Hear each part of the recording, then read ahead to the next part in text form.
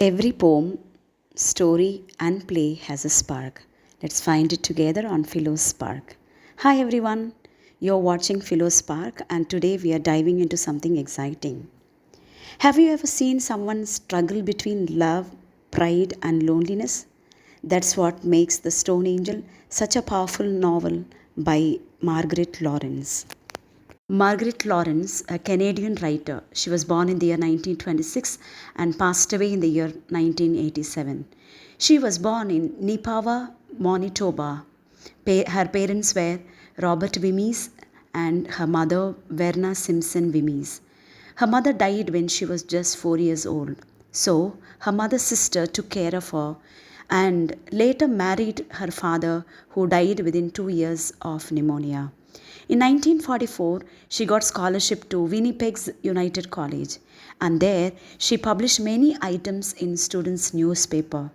She got graduated in the year 1947, but before that, she worked as a reporter. She wrote book reviews, a daily radio column, and reported on labor events.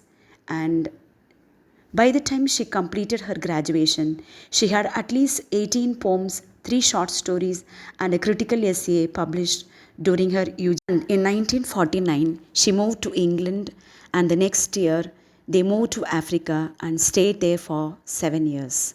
That's when she got a daughter and a son.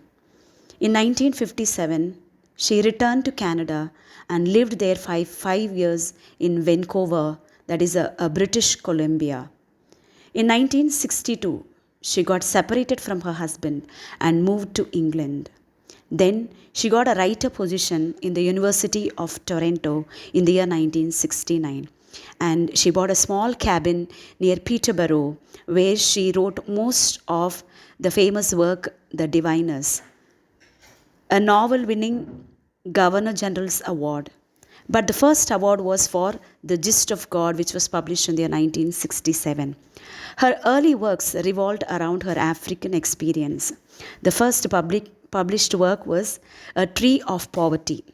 It is a Somali poetry and prose, 1954. It was a collection of her translation of Somalia legends and poetry. In 1960, This Side Jordan, it is the first novel set in Ghana. And in 1963, she also published a collection of short stories set in Ghana named The Tomorrow Tamer. And in the same year, The Prophet's Camel Bell.